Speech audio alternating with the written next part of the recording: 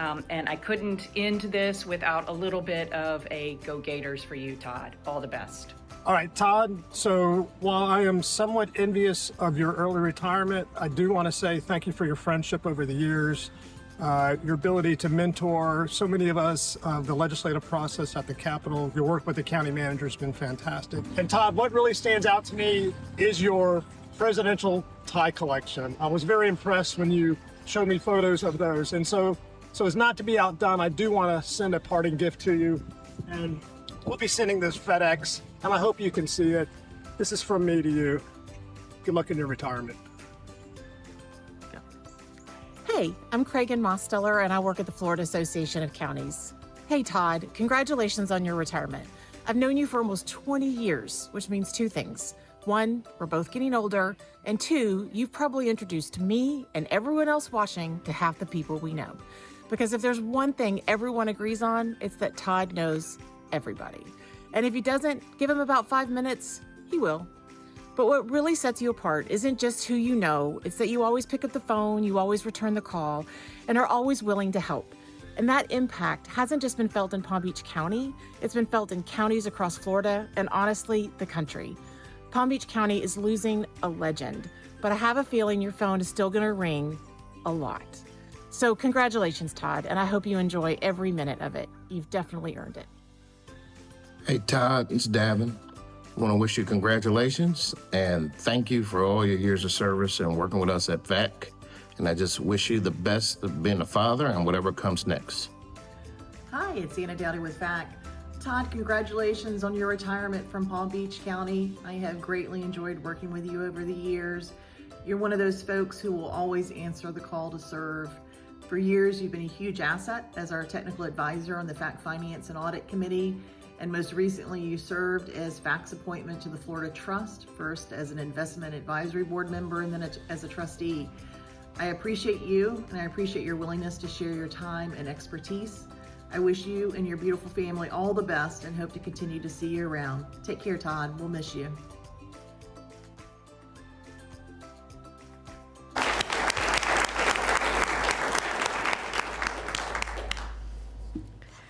Okay, see that the mayor has arrived, so I'm passing the gavel back to her. Thank you, Vice Mayor. I would like to say what an amazing video. Thank you, Todd. And I am going to turn it over to Commissioner Sachs. Thank you. Thank you so much, Mayor. There are moments in everybody's life where we work, which are moments where you meet people and they make such an indelible mark on your life. That happens rarely, but when it does happen, it's something that's very, very heartwarming, and it may only happen one or twice in our lives. Todd Bonlaren came into my life through his grandfather, who loved Todd very much, and but I think that his grandpa loved my husband more than he loved me, because they would talk all the time, rather privately, about Todd's life. And this was before he met his beautiful wife. Todd has a family that numbers into the hundreds and thousands. He has no strangers. In Tallahassee, we got so much done for Palm Beach County because of Todd Bonlaren. The FAU Medical School didn't just appear. It was funded by the state of Florida because of Todd Bonlaren. So many of our water projects here were funded because of Todd Bonlaren. And when the certain Republican senators, and I know that Senator Abruzzo understands this as well as Senator Powell, when they wouldn't budge, Todd would just sit in their office, just sit there, wouldn't say anything, wouldn't bother anybody, but they knew they couldn't close the office until that man left. And that man was standing and sitting there for us. So at the end of the day, at the end of the session, it was usually, what the hell does that guy want? What does he want, 20 million for a new? Just give it to him, just give it to him. Oh, he said he'll take 30 to leave? Give him 25 million, right? And this happened over and over again. And then you'd see Todd after hours, because in Tallahassee, it doesn't end at 5. It sort of begins at 5. And that's when the real action becomes. And that's where you saw Todd. So in a way, it was a blessing for all of us here in Palm Beach that those beautiful little girls came later, because Todd's family was our county. And so much of what we have today is because of him. I could go on and on, but you all know what I'm talking about. And even just in Washington, I mean, I really don't know Washington, D.C., but Todd knows Washington, D.C., the ins and outs of Washington, D.C., which means it's all about relationships. You don't get anything in government or politics or even business without having that relationship with people. I'd never met anybody who did not like Todd Bondler. He's just that kind of a person. And we're not losing you, Todd. We're just we're borrowing you to your family for a while. Okay, right? So you know that.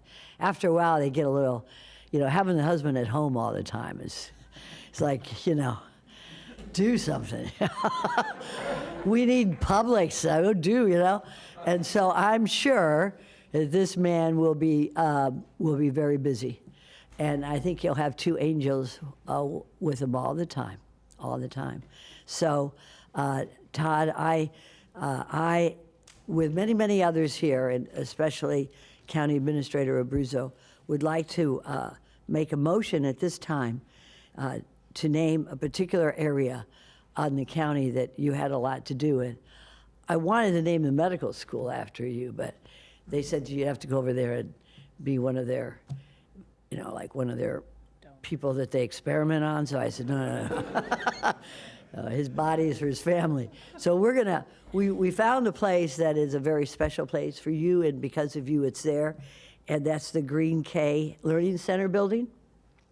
So at this time, if I may, Mayor, if I could make a motion to name the Green K Learning Center building on behalf of Todd at this time. I have a motion, and I have a second by Commissioner Flores. All in favor? Aye. Any opposed? Please see that motion carries 7-0. Congratulations. Wow.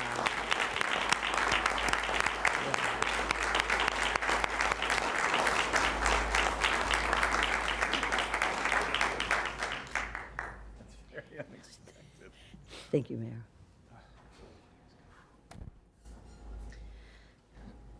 Todd, would you like to say a few words? I mean, a few. A few, words. Yes, ma'am. I'm just kidding. It's your last. You take as much time as you want, Todd, Wow. but we do have to leave by 5. Okay. As much time as I want. I never thought I would hear those words. But thank you, Mayor, Vice Mayor, and Commissioners. This is an incredible honor. Definitely not expected, but certainly I think a place that is special to me, and I've dedicated a lot of time and effort to make this happen, and the team at Water Utilities is second to none in putting this together. What a fabulous honor. I'm speechless about this. But I would like to say to each and every one of you on the board, thank you. Thank you for your leadership. Thank you for the direction that you continue to point this county to every single day. The progress that I've seen this board make has been incredible. It really has been. And that's due a lot to our county administrator as well. It's been fabulous in the shorter time that I've had to spend, on the administration side with him, but for over 20 years having worked with Administrator Abruzzo and being there with him through a lot of his victories and just playing a little small part in some of those as well has been incredibly meaningful to me as well as to my wife, Rachel. To the members of the boards of county commissioners that have come before you, who I've had the pleasure of serving with, Thank you all. Thank you, Melissa. I really appreciate your comments today for being here. You've been an invaluable friend and family member of mine for a long time. And I've been able to forge those relationships with lots of our members of this Board of County Commissioners, of the legislature, of Congress, because I think that that's how we work together and get things done. I put parties aside all the time for the betterment of this community and this county, and it has worked really well for me, and I think it's worked really well for our community. The incredible employees that work for Palm Beach County are some of the best that I've seen, and I've had an opportunity to work with county employees across America. And it certainly goes without saying that the work that they do is precious, is valued, and I just want to commend each and every one of you for the public service careers that you have taken on. It has been a blessing of mine to be a public servant, and always will call myself that first, no matter what I do in any workplace.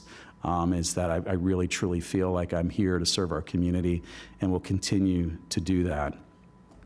I think that, when I look back at some of the great accomplishments that I see, I mean, Green K is really one of my, I feel like, crowning achievements that I've been involved in. I mean, in terms of working with the Winsberg family and negotiating the sale of their property, over 28 years ago, working on getting the appropriations for all of these special projects there, Green K Phase 2, and the Learning Center has been, without a doubt, one of the great things that I've had an opportunity to be a part of. In the Glades community, working on our Lake Region, our water treatment plant out there, was certainly something that I felt very strongly about, in making sure that our Glades community had the same quality of drinking water as everybody else did. And those are the kinds of things that I kind of, smile about when I see them. And I can say that about hundreds of other projects where I've been able to put my fingerprints on. And really just that. I think I get too much credit often for a lot of things that I've been a part of, when other people have had, as much, if not more. And I thank each of them every step of the way for doing that. I'm so grateful for my family. And I'm so grateful for Rachel and my girls, and I'm so glad that she didn't take the girls out of school today, again, to surprise me, because this would have been even more difficult to do. But Rachel, I couldn't have done any of this without you, without our family, our team, and I look forward to continuing for many, many years to come. You've been there through this with me every step of the way, as both a friend, as a trusted comrade, as a best friend, and as a wife. And I couldn't have asked for a better partner in life to do this with. I also wanted to say thank you to the many mentors that I've had in our county, in our community. Some of our administrators who you saw, and Bob Weissman, Virginia Baker, Brad Merriman, many of them who just gave me an opportunity and gave me a chance to prove myself. And I worked hard, and I refused to give up on a lot of things when other people did. And I think those were the great opportunities that I had to do this, to give back to our community. I will say that my hope is in the future to continue to give back to Palm Beach County, to continue to give back to the state of Florida, to our country. Even though my public service work is stopping now, I think that the work that I'm going to continue to do for this community and this state is going to continue for many years to come. I want my kids to see that. I want them to know what it means to work hard every day. I want them to see results and for them to be a part of that. And I want to be a mentor to them as well. And that's part of the reason why, I've decided that, after 30 years, just getting that time back as an old dad to be able to spend that with my family and my kids is really what has driven me to this decision.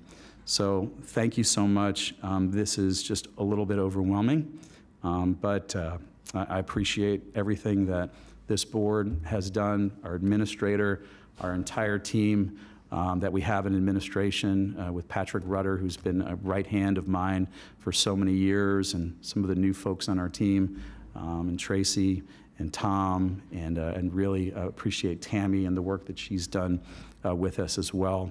because I know that she's going to be leaving soon too, and hopefully we both leave some great things behind. So Mayor, thank you so much for giving me all the time that I needed. You I have plenty appreciate more. that. I appreciate that. And thank you all for sharing this with me. This is truly something that I will cherish forever, and I hope that we continue to do great work for the community. Thank you so much.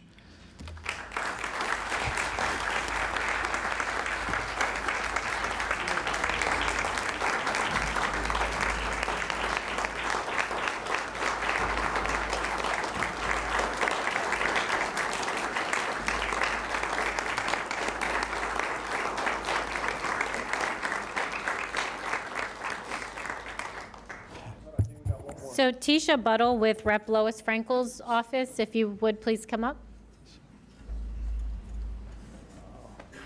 Good morning. Thank you, Ms. Mayor. My name is Tisha. I'm here on behalf of Congresswoman Lois Frankel.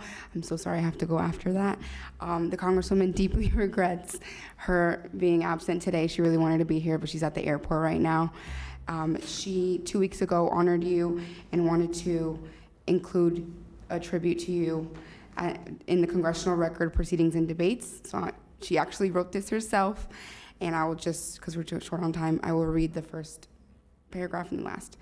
So she said, Mr. Speaker, I rise today to honor Todd Bonlaren, a distinguished public servant, and to congratulate him on his retirement after an exceptional career serving the people of Palm Beach County.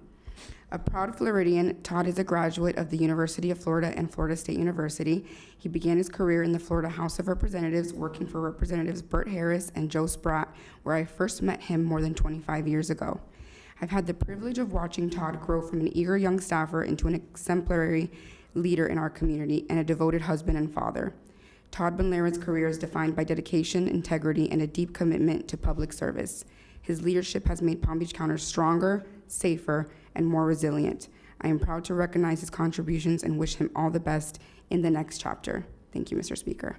And I'll leave it with your wife so you can read it later. Thank you. Thank you.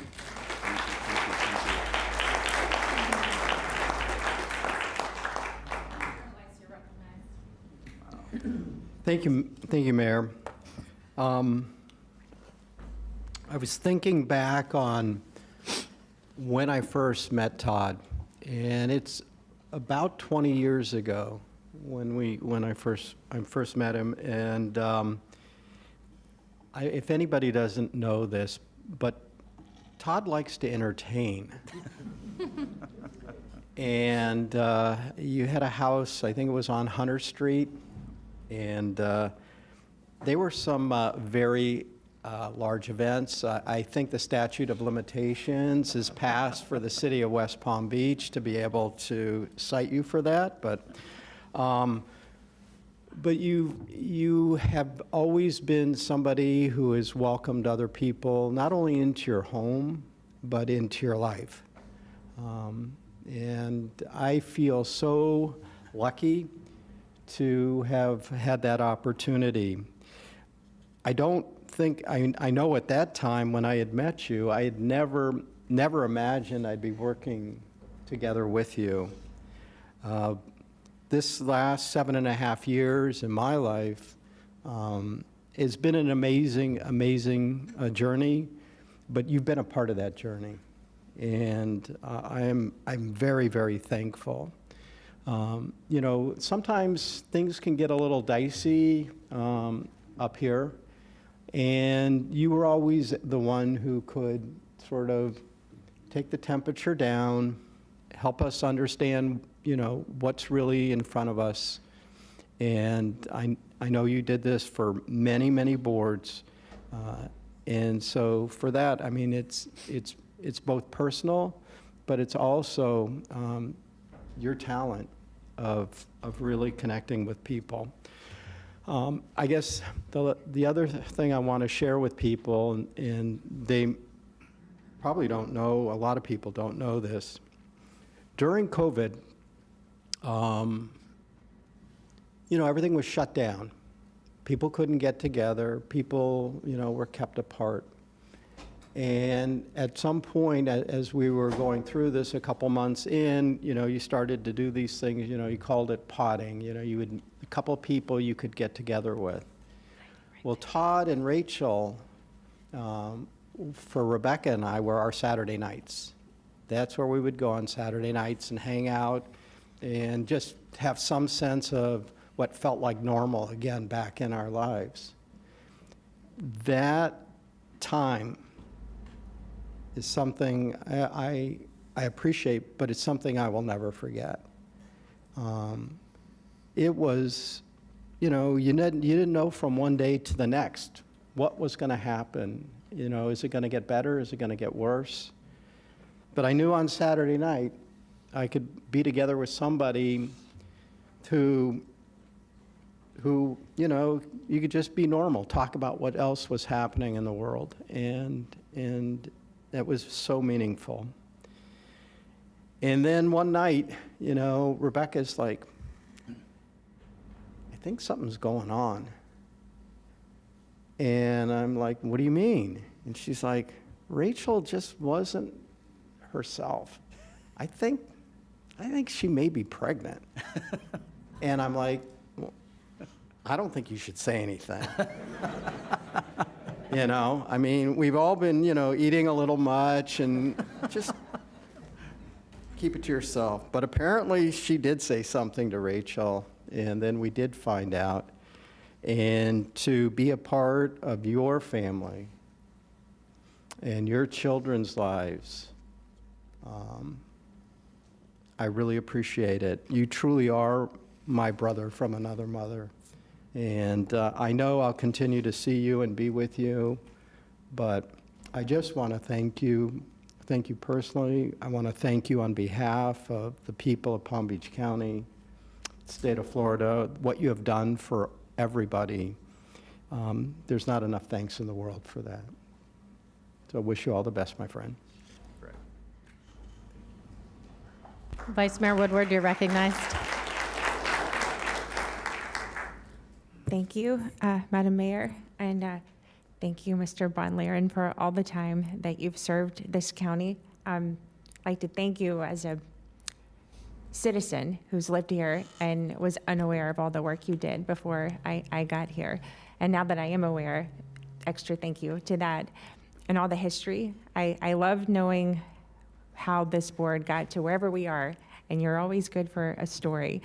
And that's so valuable to me. And even some interesting stories. I think one of the first stories you ever told me was about the 2000 election and how young you were and how that all went down. And as someone who lived through it, to hear the realities from this side and all the stories that came.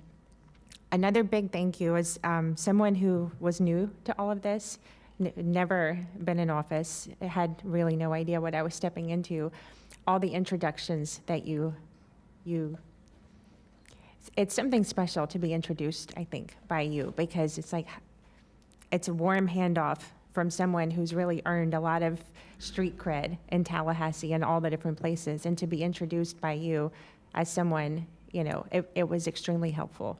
And for every one of those introductions, thank you, because it does mean a lot to someone like me coming in. And I'm sure there's a lot of previous board members who've all felt the same way, or anyone who gets introduced by you. Don't stop doing that, please, anytime we run into each other. And for sharing your family with us, too. I like to bring my husband along to things, and they all get to know each other. It's really valuable for us to see each other as more than what our jobs are, and what motivates you to come and do this, and what motivates you to leave us right now. It's understandable. Beautiful young family, and look forward to you continuing to share their growing up and whatever comes for you after. Congratulations to both of you. You will be missed, but we understand. I understand. And I am kind of glad that you're an old dad, because that means you got to serve this county well for a number of years and do what you did. And lastly, just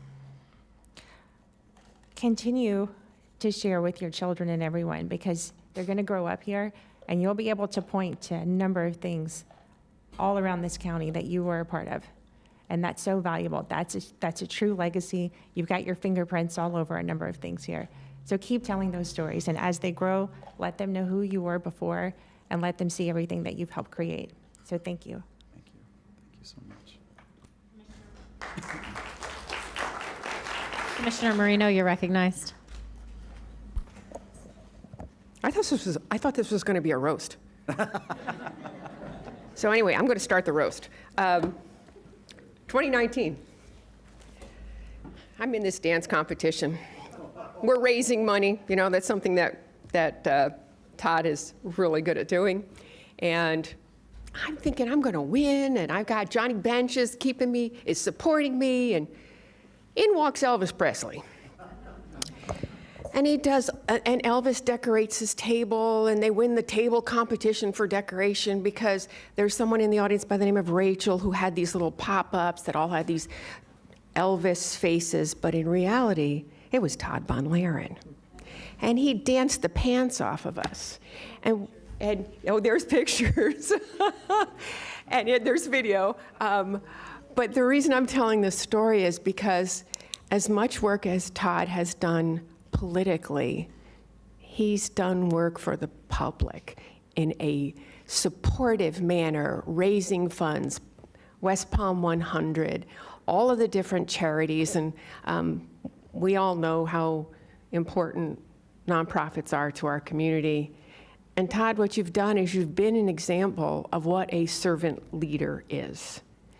And you will continue doing that whether you're in this building or not, because that's in your heart. That's something you're going to give to your kids. And it's a life well lived, and I just want to say thank you because I'm happy I've been part of it.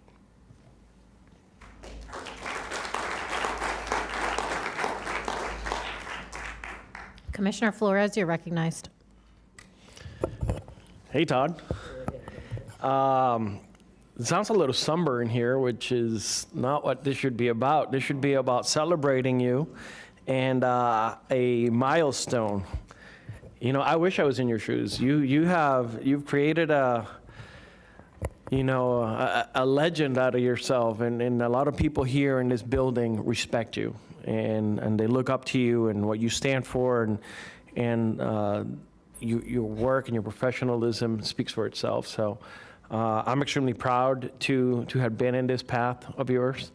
We have crossed paths many times, and I remember the first time I got mad at you. We had a meeting, Green Acres. We wanted some septic to sewer dollars, and you broke it to us that we weren't going to get any. And I remember walking out, oh, that Todd. But you know something? You have always been, even though we didn't see eye to eye that particular day, and we didn't get what we wanted, you always did your best to make sure that if anybody needed anything out of the county, you were at the table, and that you would listen, and that you would do your best to try to help us. And this past year we went up to Tallahassee, and we went up to Washington, and it's unbelievable how you just know everybody down the halls, and everybody's like, hey, Todd, hey. I'm like, how do you know all these people? That's something that speaks volumes about who you are and what you stand for. I see you as a father figure, and you seem like you're an awesome dad. And that is I'm a father of 3, and that is in this lifetime, that is the one thing you should be the most proud of. And I'm so happy that you're able to take a step back to prioritize in family. I know you're not going to do that for very long because I know your nature, and you're probably going to go out and do something special. Can't wait to hear what that is. I hope it has something to do with the county, and you still stay involved. I have a bunch of board seats that I can appoint you to, so you let me know. Palm Tran is like right up your alley. You let me know how we can get you involved. But what do you need, Rachel, like 2 or 3 months? More? 6? Okay, more? All right, we'll figure that out. But Todd, now that you're no longer in this role, or when your time ends, you will now roll into my brother a role where if you ever need anything, you call me, and if I'm ever doing anything that I shouldn't, I'm stepping on myself, you call me out on it. You have my cell phone, text me, especially when I'm up here in the dais, and say, hey, Flores, you may not want to do that. Thank you. No, but I'm extremely proud. From District 3, we will be doing something for you probably next week. So I want to make sure that the community knows who you are, what you've done, and we'll be recognizing you. So thank you so much for your service, and stay close. Commissioner Powell, you're recognized. Thank you, Madam Mayor. Todd, you joined the Daddy Caucus, which is really important. Mayor Flores, I said Mayor, Commissioner Flores indicated he remembers the first time he got mad at you. And I had to think, when was the first time I ever got mad at you? And I'm very rarely mad. But I thought back, it was South End Neighborhood Association meeting. I don't think I told, not meeting, an event at the park. And I can tell you now, because you didn't know I was mad at you at the time. I didn't really think I was mad at you, but I was there with my daughter. And you said you're leaving. You and Elle were leaving. And now I think about it, that didn't make me happy. Because now, my daughter didn't have anybody to play with. Now I'm upset. You have talked about being an older father, which is good because you now have time and you've learned a lot of things and you can give your daughters the world. When you and Rachel had Ellen Blair, you did become a part of the Daddy Caucus and the Daddy Daycare Caucus. And I'm excited that you're going to be home. Greg Weiss indicated him and Rebecca would come and hang out on Saturday nights, which is great. I was wondering where they were going on Saturday nights. But since you'll be home, when there's a day off school, I have figured out where I'm going to drop my daughter. There you go, Rachel. Congratulations. As a legislator, I spent 15 years in Tallahassee, 12 as an elected, 4 in the House and 8 in the state Senate. And many times when I was in the House or the Senate and we needed to get something done, whether it be policy-wise or in the budget, we would go through our normal channels. And many times I would say, call Todd. Todd will get the job done. GTJD, get the job done. And many times I would call Todd and he would have the answer. And Todd would say, go talk to this person or that person and double back. Let me know what they say and I'll hit them and then you hit them again. Literally, like we would hit these people. In the hallway, in the elevator, we had trackers on people to make sure Commissioner Sachs said Todd would sit there and he would. And we would really have plans on how to catch people. We knew what time they were getting on the elevator. We knew what time they were going certain places. And this is how you make sure you get things done in Tallahassee to bring the bread back to Palm Beach County. So thank you for that, Todd.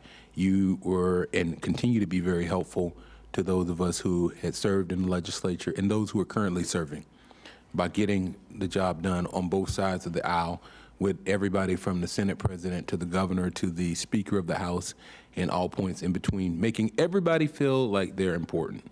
One of the most important things that,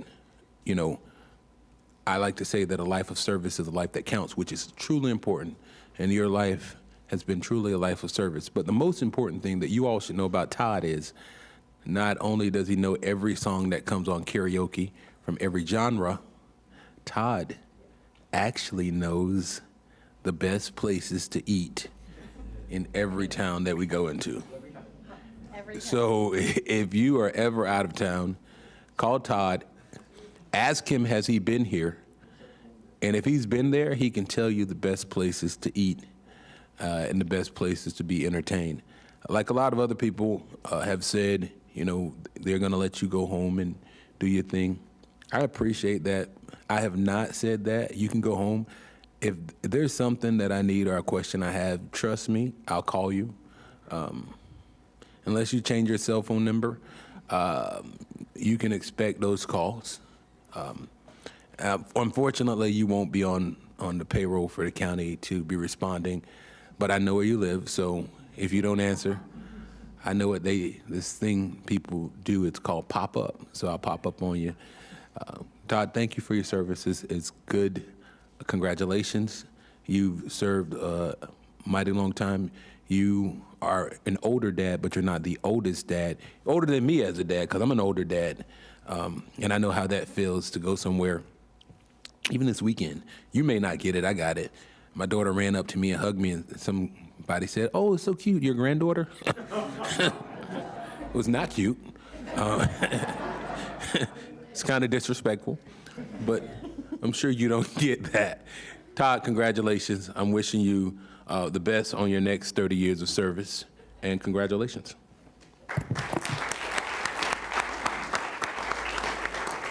Commissioner Sachs, you're recognized. I just want to say, Todd Bonlaren, Rachel Bonlaren, we honor you and we love you. Godspeed. Administrator Abruzzo.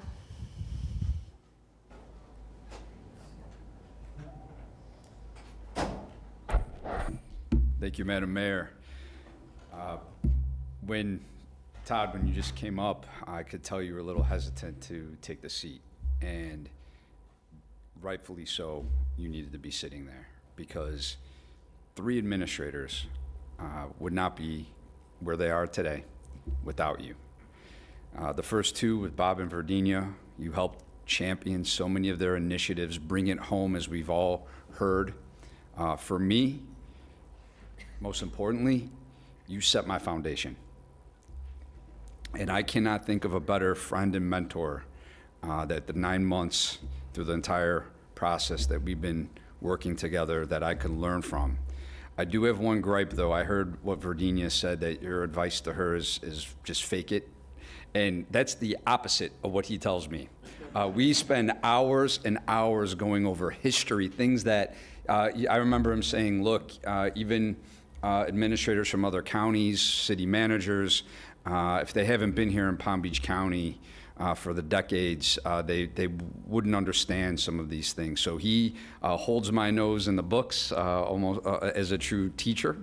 And again, just the opposite advice and direction that you've given to me. It's anything but faking it. You've taught me so much in such a short period of time.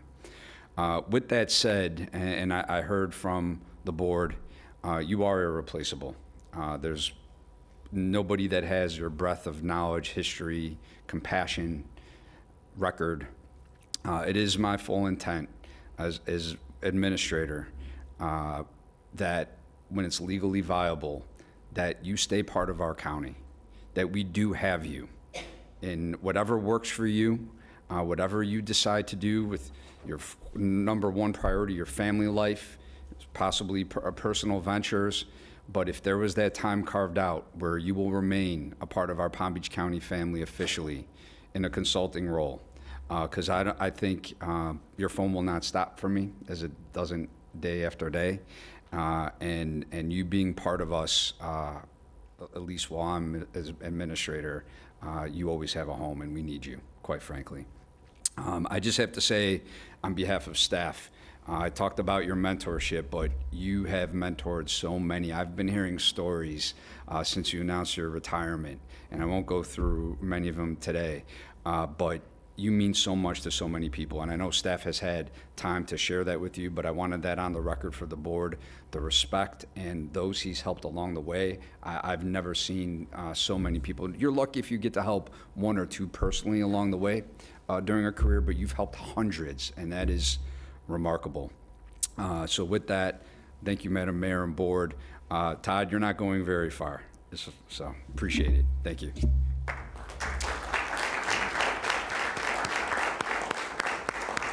Todd, nice try. I wanted the administrator to go before myself, and I wanted to say some things. We have disagreed on a lot of policy issues.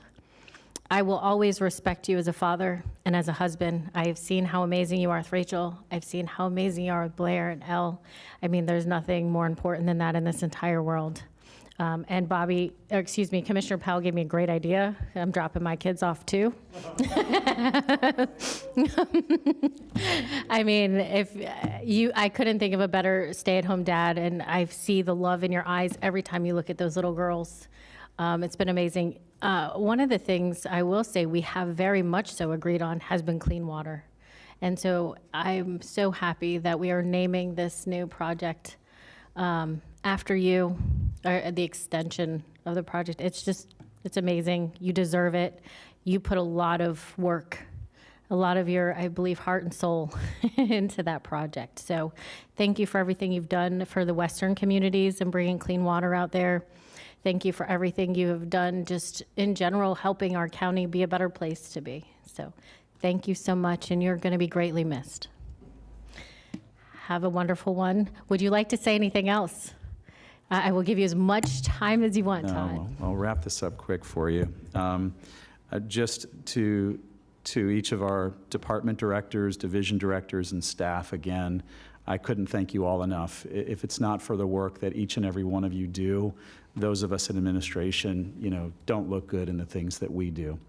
And so you are really the heart and soul and the backbone of this county and of this community. And I want to make sure that you all keep up the great work that you're doing. To the board, continue to be the visionaries that you have been. And every single one of you, I know that wants things to happen, wants things done, wants things to be for the betterment of their community. I think that goes without question for every single one of you. I see it in every one of you. Your intentions are pure.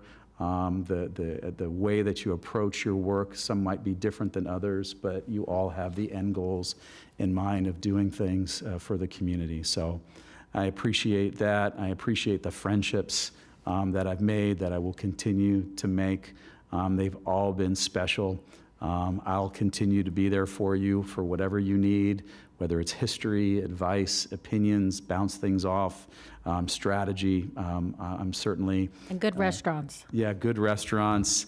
If you need to know who to call and need contact information, I've still got that Rolodex of 6,000 plus that they talked about earlier. So that's still in the loop and available to each and every one of you. So I couldn't be more thankful for our administrator and for his team that he's put together.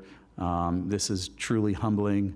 Thank you to Ali Bayat and the team for the incredible work that they're doing with hundreds of millions of dollars of construction projects that are in the mix. They just do outstanding work, and I'm just proud to be a part of this county, and proud that Rachel and I will continue to be Palm Beach Countyans, and this will be our home where we continue to grow and thrive and contribute to this community. And I just can't wait for what the future brings for Ellen Blair and for every single one of us. So really excited about this day. A little sad, but mostly happy, and looking forward to a great party tomorrow night as well. And I hope you all are able to make it. Should be a lot of fun. So thank you so much. And it's been my absolute pleasure and a thrill and an honor of a lifetime to have served this county and this community. Thank you. Thank you. Can we all get a picture with Todd, please?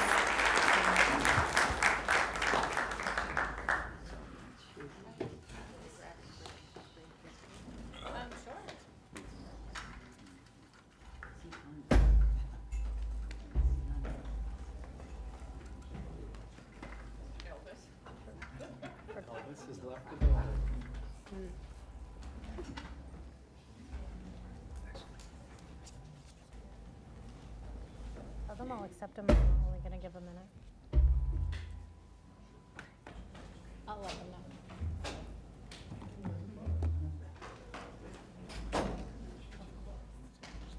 You're going to be missed.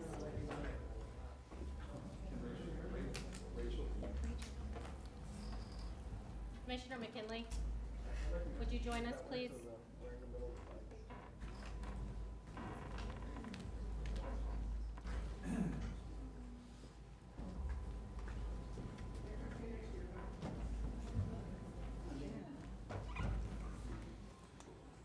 Commissioner, he's been your best friend for decades.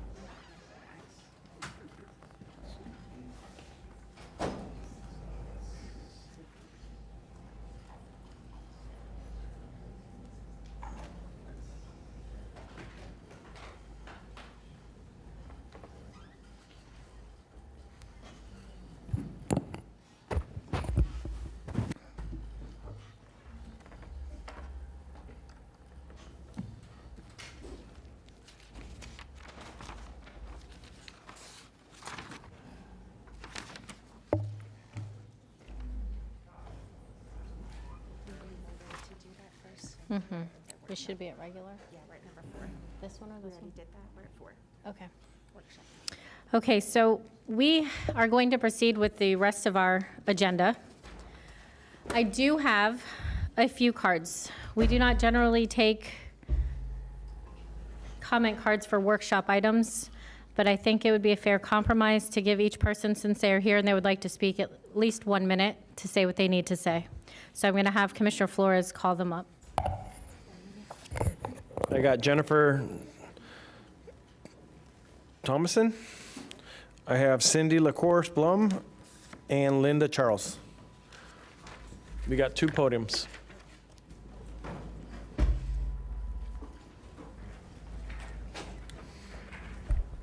Good morning, everyone. I'm Jennifer Thomason. I am the CEO for Habitat for Humanity Greater Palm Beach County. We are very active partners with the county. We are very excited about this workshop. One of the things that I would just like to reiterate, if you don't already know, a lot of the affordable housing programs and subsidies and different things that are out there are helping more homeowners that are 120 to 140. And we have always focused on working with those lower income homeowners, and it's getting more and more difficult. And so in this workshop, as we discuss some of the strategies that the team is going to be suggesting, I just always really encourage everybody to keep that in mind.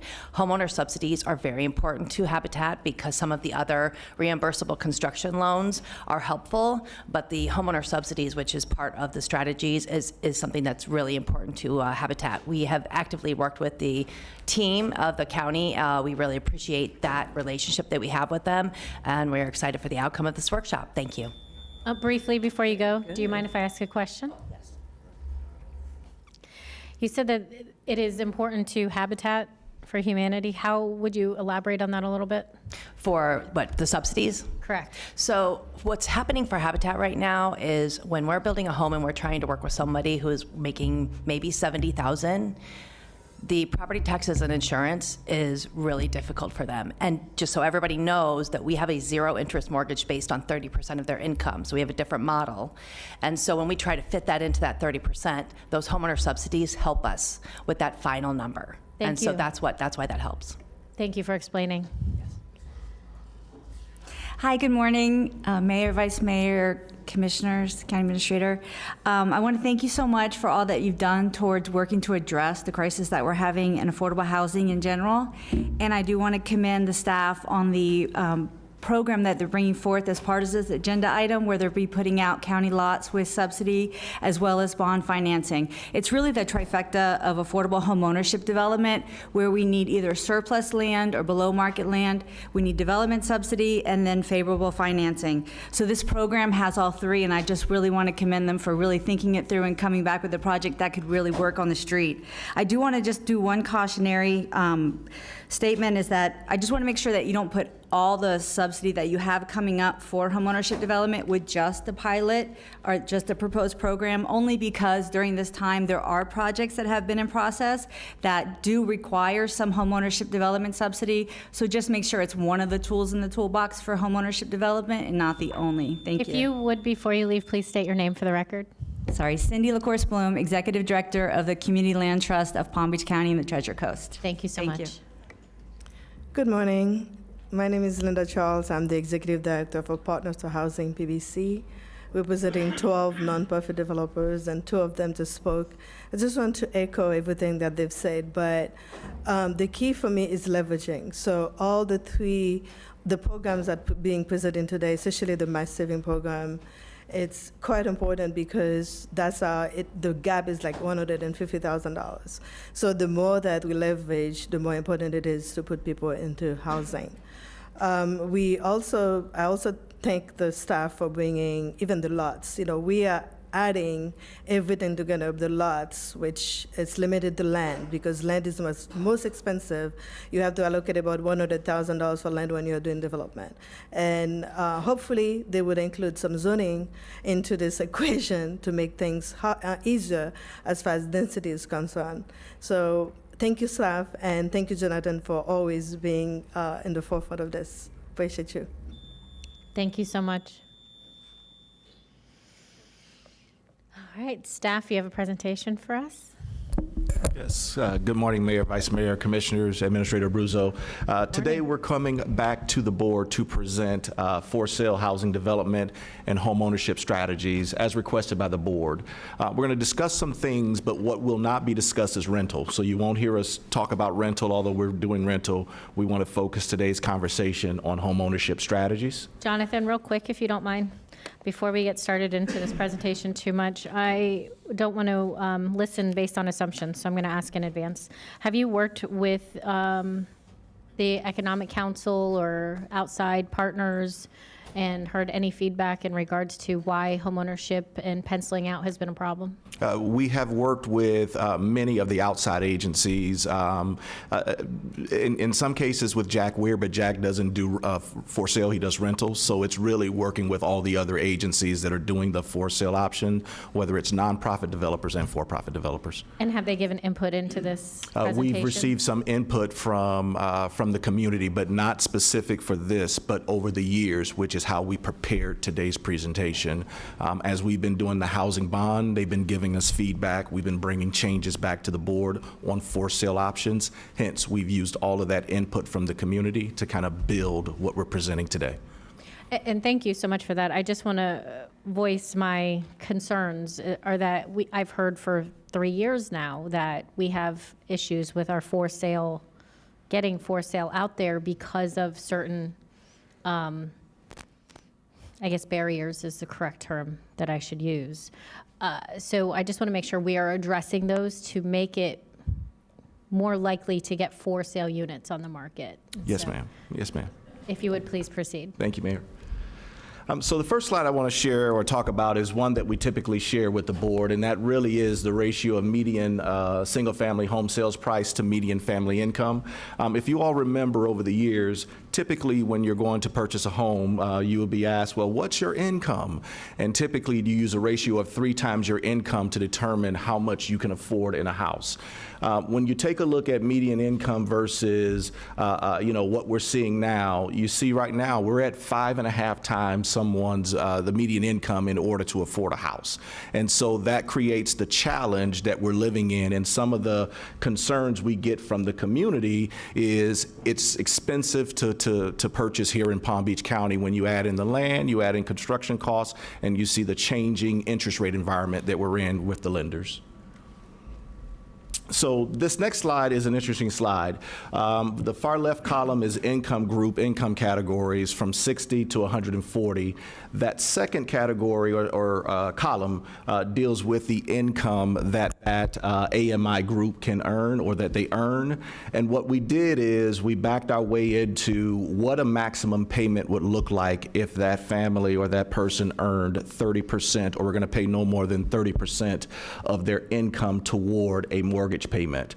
And so you'll see from 60 to 140 in that third column, from $1,754 to over $4,000 is really what that maximum payment that family could afford.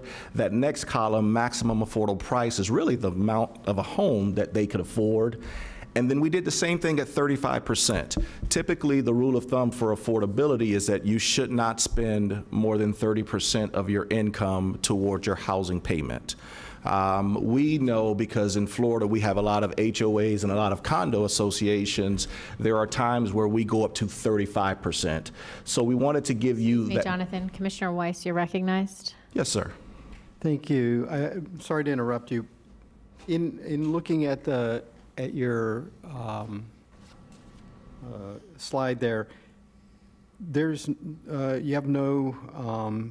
When you're looking at home ownership, what about maintenance in there as well?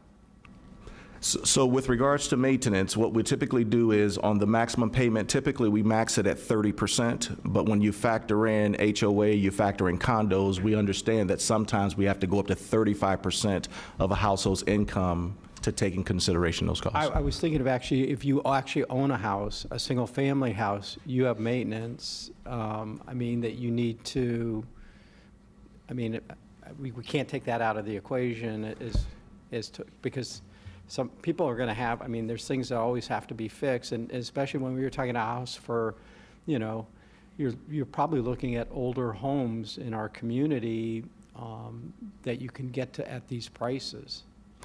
So you're correct, Commissioner. And so you could see then, based on what those AMIs and max payments are, just based on the principal, interest, taxes, insurance, and HOA fees, you understand not only the cost of maintenance, but even depending on where you live, it's transportation. So there are a number of other things that factor into the overall monthly payment an individual would have if they owned a home, and depending on where they live, the transportation costs, the maintenance costs, et cetera. That would be associated with that. Commissioner Powell, you're recognized. Thank you, Madam Mayor. And to piggyback off of what Commissioner Weiss said, one of the things that we also should take into account when someone does own a home, you talked about, Jonathan, Mr. Brown, the distance and travel, but when individuals do own homes, they're building equity. Commissioner Weiss, when you talk about costs that will come up, sometimes those costs do come up. If they've built equity in that home, what they can do at many times, which doesn't end up costing them too much in the long run, they can take out a home equity line of credit to fix a refrigerator, or to buy a new refrigerator, washer, dryer, air conditioning unit. Or if they own a home, they can save just a little bit extra a month. So when those things do occur, they'll have the ability to replace them. What I find is a lot of times people say, I don't want to buy a home because when I buy a home, then something's going to break and the landlord will fix it. Well, every year the landlord increases their rent. And a few years ago, we saw people's rent increase by over $1,000. And those people right now are the ones who are calling our offices saying, what am I going to do when they kick me out and they put me on the street? Are you just going to let me live on the street? We don't have an alternative. So the idea is, you own a home, you purchase a home, you build this crazy thing that's called equity. And in that home, you can get what they call a home equity line of credit, or HELOC, or borrow on the home so that you're not in the negative. Also, what I've seen a lot of people do when they own a home is they've been able to use that home to take money out to send their kids to college, to eliminate some debt. See, when we take people out of the equation of home ownership, we're taking them out of the opportunity to build equity and the opportunity to build generational wealth. That's why it's so important that we have home ownership opportunities, and we work diligently in Palm Beach County to provide those. I just wanted to make that point because, yes, things break. I've owned my house for over 10 years, and I've replaced the air conditioning, the washer and dryer, the stove, the microwave. I've replaced it all. But I have what they call equity, so we're able to continue moving. But we replaced it without using our equity. But we know those things are coming. We're prepared. You have a rainy day fund, because guess what? One day it's going to rain. Yes. And if I can add to that, one of the requirements for everyone that participates in our program is the 8-hour home buyer education course. And within that course, there is the budgeting course, there is the conversation about how to be a good neighbor. There are all those things that take place in order to help an individual understand the true realities of home ownership. Okay. Good morning, Madam Mayor, Vice Mayor, Commissioners, Administrator Abruzzo. Carlos Serrano, Deputy Director, Housing and Economic Development. The department currently implements several types of programs to increase home ownership and production of for-sale housing. We offer funding to developers through our single-family development programs, where we provide it on a competitive basis for the construction of affordable and workforce homes. We administer homebuyer assistance programs, offering first or second mortgage financing directly to workforce and affordable buyers who are purchasing for owner occupancy. We also administer homeowner rehabilitation and emergency repair programs for existing homeowners.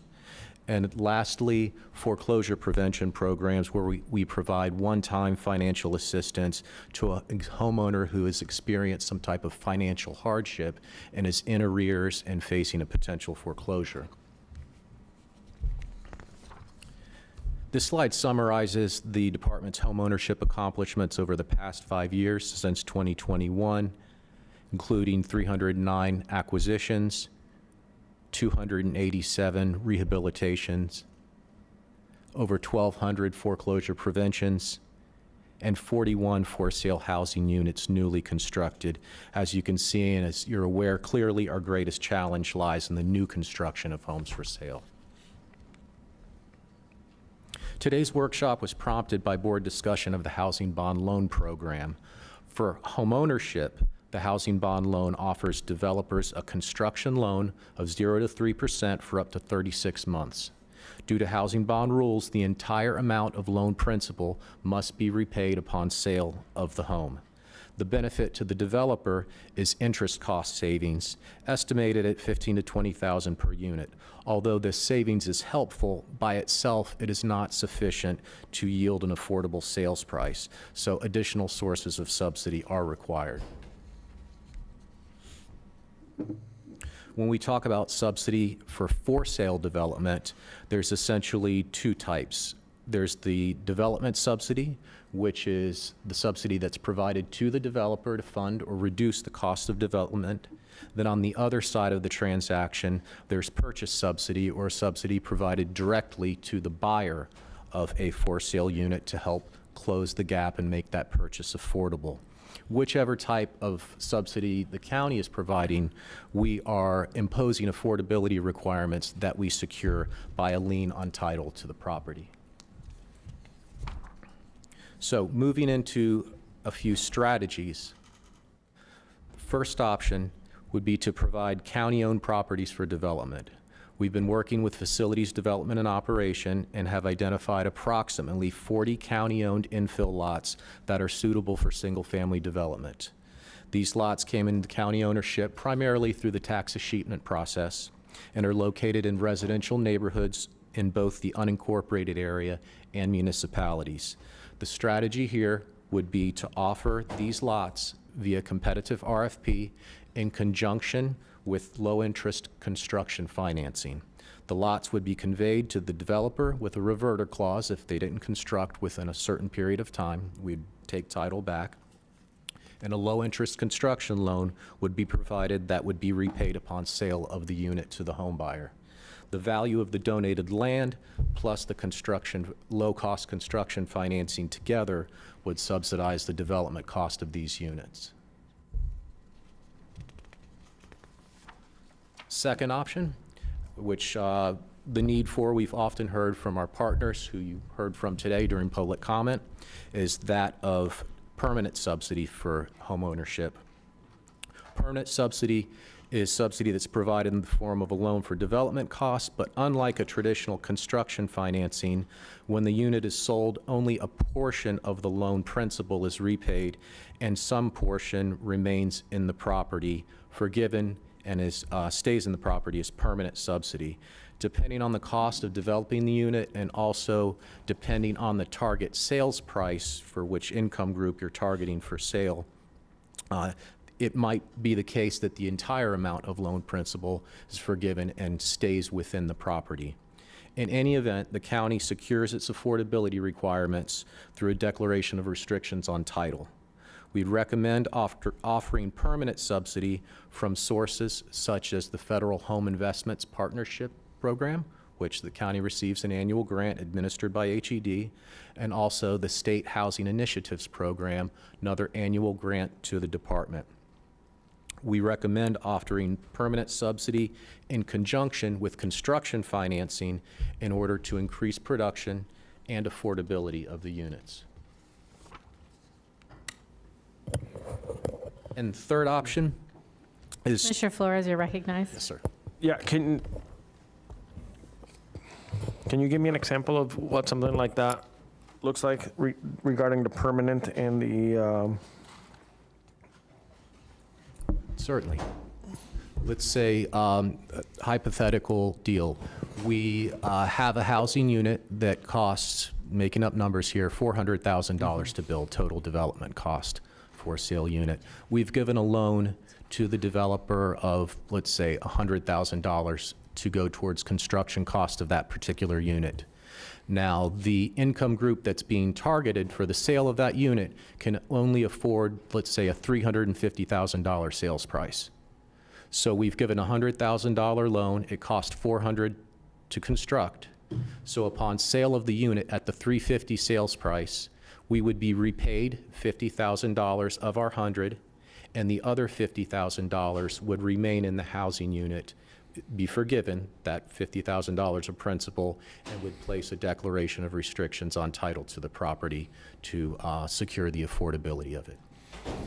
Is that 50,000 that's forgiven attached to a certain time period to make sure that they don't resell and? Yes, sir. Depending on the funding source that we use and the programs that we do have different periods of affordability, some 15 years, some 30 years. Okay, I'm not a fan of the 30-year, just putting that on the record. Thank you. Yeah. And if Commissioner, if we can add, I mean, that was our first for sale bond deal with the Community Land Trust, where we provided home funds for that project as a permanent source of subsidy, and the commission approved housing bond. So the leveraging of multiple funding sources in order to make for sale happen isn't new. We've done that before as well. If I may, I know some builders that do smaller projects like this, and I'll use Brandon Cabrera, Brand X, as the person that, builds one house at a time or a few at a time. I think a project like this, there is a small segment of the market that could be attracted to doing this, especially if we're providing these loans. And they could go out and feasibly start doing a lot of these little projects that would have an impact and also would help do a lot of infill. I know, and I'll use Brandeis as an example, in Green Acres, he went into the original section and he basically single-handedly revitalized that original section of Green Acres because he started building one house at a time in these empty lots. And for Green Acres, it had a tremendous impact. But if we are gonna be providing these 100,000 development loans, it would make it more feasible, and I think it would help the community. So early on, I am a fan, except without that 30-year threshold. Option 2. Which is, I think we're looking at all options, but right now, regarding that one. Right, and the affordability can be addressed. The one thing that the longer affordability does not impact is their equity. So in some models, you'll see, maybe a shorter period, but an equity sharing. From a county's perspective, we don't recommend the equity sharing unless that's something the board wants to do. So we'll have the longer affordability periods, but we will not impact the equity they can earn on those properties. I'm going to recognize Vice Mayor Woodward here in a second. I just have a quick question. So with that affordability period, is there a way that they can get the dollars? Is that what number 2 is discussing, or number 3, where they can have it as a subsidy to the property, and then until they just have to stay there X amount of time, and then when they sell, it's repaid? When they sell, it's repaid, and the length of time they stay in the home is really up to them. The affordability period ensures that we don't lose an affordable housing unit to the market. It really only helps us to identify someone else who is in the affordable workforce category to purchase that unit, but it doesn't impact the equity from the person that's selling. But when they do pay it back, can it go back into a pot of dollars to potentially be applied to another property? It typically does, not necessarily for that buyer, depending on where they're at in the income eligibility. If they've now grown beyond our eligibility, the money comes back and we help another buyer throughout the county. I think to Commissioner Powell's point, we're trying to get them equity in their home that they can use later as the properties increase in value. They sell it and they can use that towards a down payment and so on to another property. But once those monies get repaid to us, it's then available to use. Of all this, I will just say I'm not a fan of tying the dollars to one property. They can always be reused at another property. I don't know why we're so focused on making sure that one in particular unit stays in this program. Is there any specific reason why? So, great question, Commissioner Mayor. So it's not necessarily tied to one property. The funding really becomes a revolving fund. We use these dollars over multiple years to help multiple people purchase multiple properties. What it does is it helps to stabilize the individual to get in the home, because without the board's assistance, they would have never been able to afford the home. And so now they're in the home, whatever equity they've earned, they're typically using that equity for their next purchase if they don't stay in the home, for the affordability period. But, okay, so what's our current affordability, I'm sorry, what's our current affordability period? It's different on different programs. For our state and federal programs, it's 30 years on for sale. For the workforce housing, it's a 15-year recurring. Yeah, see, I agree with Commissioner Flores on that. I'm not a fan of that, and I'll wait to hear what Vice Mayor Woodward has to say. Thank you, Madam Mayor. It's on this, if I'm understanding correctly, the permanent subsidy is the part I'm tripping up on, because upon sale, a portion of the loan principal is repaid, and then a portion remains on the property as a permanent subsidy. So again, the question just started with equity conversation. Is this almost, because when they sell it, the equity, most people, you buy a house, you keep it for 8 years, whatever you sell it for, that's your equity that you take with you. How will that work in this program if they sell it in 8 years? And do we then get the permanent subsidy paid back at that point? And then how does the equity work? I'd like to make a clear distinction between how the permanent subsidy is secured versus the option 3 when we talk about direct homeownership assistance, when we're providing the funding directly to the buyer.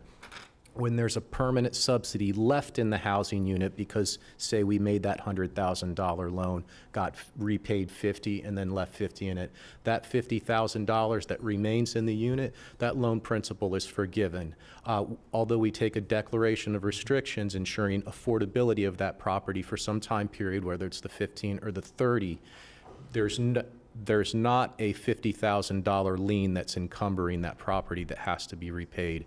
When we are providing direct assistance to a buyer, to Mr. Serrano who's purchasing a home and he receives some assistance, then that is a financial lien on the property itself. And if Mr. Serrano sells within the 15 years or whatever, now I'm obligated to repay those dollars. So it's an important distinction between the permanent subsidy and the direct subsidy to the home buyer. Okay, but this permanent subsidy, like if it's $100,000, goes to the developer who's building the house. When he sells it to the homeowner, he would pay us back the 50, and the other 50 becomes a grant? The other Yes. 50 essentially becomes a grant. That amount of principal, the 50,000 of that loan principal, is just forgiven. Yes, and we take in exchange a declaration of restrictive covenants on titles of the property. And then we work to ensure that if the county is putting in 50, that we're going to get as close to that as a reduction in sales price, again, making it affordable. So, and this wouldn't be bond money because that has to be paid back. So Yes, where ma'am. is this pot of money that we're talking about coming from? Go ahead, We Carlos. have both a federal source in from HUD, the Home Investments Partnership Program. It's a grant of about $2.5 million, a formula grant that comes to the county from U.S. Department of Housing and Urban Development. And then we also receive annual funding from the State Housing Initiatives Partnership Program. That amount varies from year to year depending on real estate activity and on appropriations at the state legislature, but that is a steady grant income source as well to the county that could be used for these purposes, and currently is. All right, well, I'm going to have more questions, but thank you. Commissioner Flores, you're recognized. So, Jonathan, you made something as close to a reduction of the same money that we're forgiving. I don't want to hear that. I want to hear that they are reducing that price unit by that amount that we're reducing. So, Yes, sir. if we're giving them 50,000, I don't want the developer taking a little bit of that and only passing down 40,000 savings. You see what I'm saying here? Yes, sir. So if we're going to forgive something, it should go directly to the buyer. And regarding the restriction, I would consider 10 years, 15 max, personal. And the reason I would want that restriction for that time being is because what we're seeing is a lot of people are selling and moving to Port St. Lucie or to the counties north of ours. I don't want somebody to come in here, into one of these affordable units, stay there for 1 or 2 years, sell it, take that equity that they built because we gave them that 50,000 grant, and then they take it out of the county.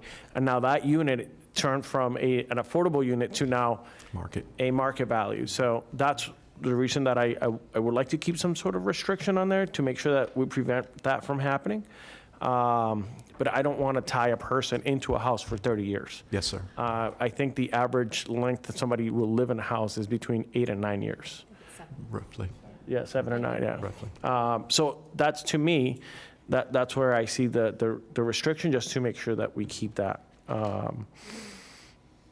that being a fair process. Yes, sir. Okay, but I also don't want the developers taking that forgiveness slice of that pie. It should be directly to the buyer. Yes, sir. Thank you. Commissioner Powell, you're recognized. Thank you for that. I have a question to follow up on what Commissioner Flores indicated. Ensuring that the development, as you said, is close to keeping that $50,000 subsidy. How do we ensure that? Because if developers start developing and then they come up with all these change orders and the costs continue to increase, and they originally, let's say the house is going to be $300,000, and with the $50,000 that we included would be sold for $250,000.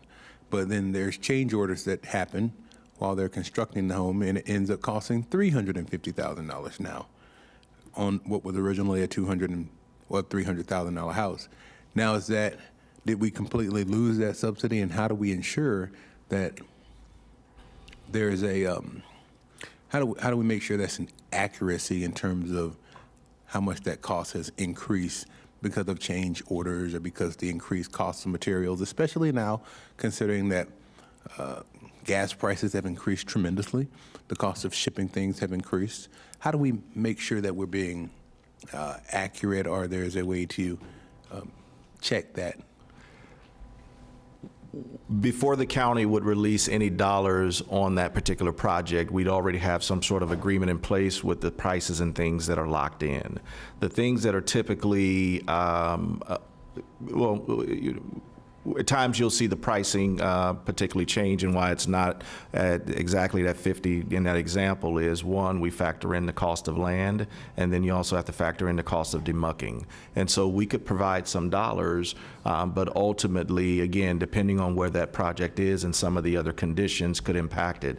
But with regards to the sales price, we'll typically have that. We'll typically bring that to the board. We'll typically have that locked in. We'll know where we are in terms with the sales price. But as you mentioned, there are some unknown things that may happen within that project, whether it's construction, whether it's demucking. And that's why I say we typically try to stay as close to that amount as possible in terms of the subsidy that the county is going to provide.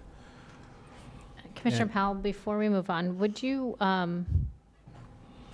answer, how do you feel about the 30-15, if the average stay in a home is between 7 and 8 years? How do you feel about those lengths of time? Thank you, Madam Mayor. I don't have enough information to realistically or accurately speak on that. Going off of what I know and what's not in front of me, I don't have the right amount of information to follow up on that. I know I've been in my home for over 10 years, and I know I grew up in a house where my dad lived, and we were there he's still there now. So my mom and dad, we lived in, so I'm not the right person. There's got to be somebody who has more information than I do, and I don't have the right statistics in front of me to accurately speak on that. All right, thank you. Thank you. Commissioner Weiss, you're recognized. Thank you, Mayor. Couple things. So typically, normally we're talking about new developments, and it seems to me like one of the challenges we have is the costs, right? I mean, that's ultimately what it is. We have a lot of homes in our community that are older that don't cost $500,000 or $600,000. They're being sold for, depending on the condition they're in, anywhere from $250,000 to $300,000, $400,000. So could a developer or somebody who rehabs homes then apply for one of these low-cost loans to be able to buy and refurbish one of these homes to be able to turn around and sell them for these prices? Is that something that is available? That is an eligible activity under those federal and state sources that we mentioned that could be utilized for this strategy of providing permanent financing, an acquisition rehabilitation strategy as opposed to new construction. What about the housing bond? Is precluded from that?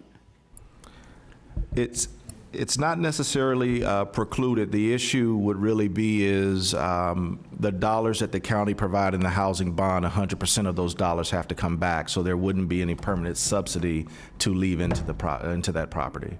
And then we would be looking at least based on the bond rules, you're typically going to be looking at around 10 units or so. So it's really about a little bit more volume on that for sale side. But wouldn't they be able to? Because you're also usually giving another subsidy, right? You're usually giving a down payment assistance, right? Yes, sir, to the end user. Right? So wouldn't that then potentially become the profit for the developer and they pay back that loan? It could, if the developer wants to buy existing units, to do it that way. I mean, it seems because the amount of subsidy it would take potentially to fix an existing home versus what we're seeing in new construction costs is significant, and it seems like it might be a more efficient strategy for how to help people get into homes that are in a good condition. As to your point about oftentimes these deals, the buyer themselves are receiving a direct assistance, right? That's correct. Often that's the case. But remind us that per the recent board direction for our direct home ownership assistance programs, our first-time home buyer programs, we're doing that on the lottery process now, right? That buyer has the ability to purchase any home out there on the market that, meets the standards. So there's no guarantee. I guess what I'm trying to communicate is there's no guarantee that there is going to be a buyer who, wants to purchase this particular acquisition. That's on the rehab 50-50 unit. match for now, right? Or are you doing that with all your subsidies now? We're doing that with all of our direct home ownership assistance programs now, making those dollars available via lottery style process. And then going back to your the county-owned properties, those 40 infill lots. So where I first bought my actually first single-family home, it was primarily most of the homes around us. There were two homes on a lot. There was a front unit and a back unit because it was too expensive. By then, the cost of the land had become too expensive to support or allow a lot of people to be able to just buy buy a single home on the lot. And so that was by right. That every property could do that, and that's the way most of the properties got developed, was when the old house needed to be torn down and put back in, and they were rebuilding, they would put two homes on a lot, a front home and a back home. And that would also seem to me to be something that would be beneficial if we're trying to create home opportunities for home ownership. Because you share your cost of dirt, and a lot of your infrastructure can be shared between the two units as well. So it would seem like that would be a really smart idea if you're going to try and develop those 40 lots, because instead of 40 homes, you end up with 80. Certainly, and I believe some of those lots are large enough to probably accommodate 2 units, and we've had some success so far working with our partners, the Community Land Trust of Palm Beach County, who spoke earlier, where they've done some villa-style 2 units, 2 attached units, but for sale for home ownership. So these were not big lots. They were, I want to say 30-foot wide lots, 35-foot wide lots. And I think they were maybe 100 100 feet deep. I mean, they're not big lots. And one went in front, one went in the back. The front one got a little front yard. The back one got a little space in between the front and the back unit. And, but it got people into housing, in places, otherwise they would not have been able to live, so. Yeah. Yep. And we've seen it especially in the Westgate Belvedere CRA where they've done almost kind of a shotgun style house on some of the more narrow lots. And our programs will not come against that if that's what a developer presents. And if that's what if the lot sizes and the municipality that governs the PZB portion of it would allow it, we would not have any resistance to that. I think it's something we should be encouraging, quite frankly. I think I honestly think it should be something, that, if you've got 40 lots, and I know I've seen in Lake Worth Beach, we've had Habitat put multiple units on single-family lots as a way to try and create affordable housing. Yes, sir. We would definitely do that, sir.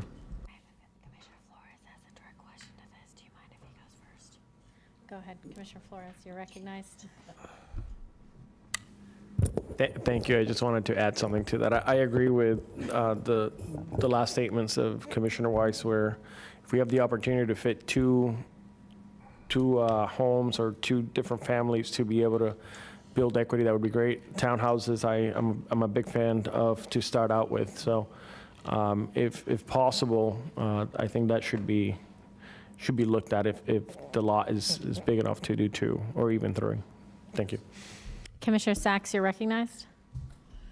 I think we've heard some excellent from Commissioner Powell, Commissioner Flores, and Commissioner Weiss. Are these possible, Mr. Jonathan Brown? Are we going to be able to come forward with these ideas? Yes, ma'am. What we would do is take a look at the lots and the lot sizes. No, I'm not just talking about 2 or 3 or 4 in a lot. I'm talking about some of the issues, especially that Commissioner Flores, Commissioner Powell brought up.